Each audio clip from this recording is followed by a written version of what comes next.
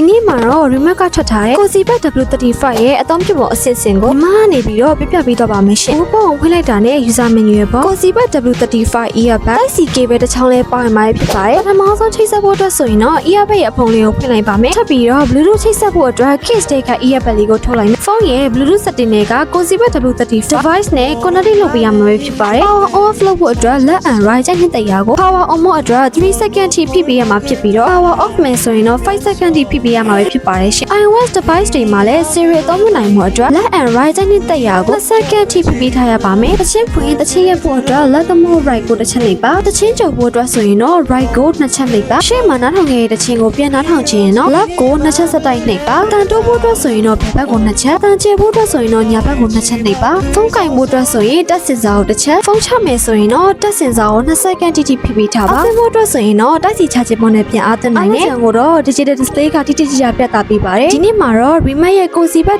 W35 earbud လေးရဲ့အသုံးပြုပုံလေးကိုပြပေးသွားတာပဲဖြစ်ပါတယ်။နောက်ထပ်ဗီဒီယိုလေးလည်းတင်ပြသွားဖို့ရှိတဲ့အတွက်ကြောင့်မလို့ညီမတို့ရဲ့ YouTube channel လေးကို like and subscribe လုပ်သားပေးလို့မမေ့နဲ့နော်။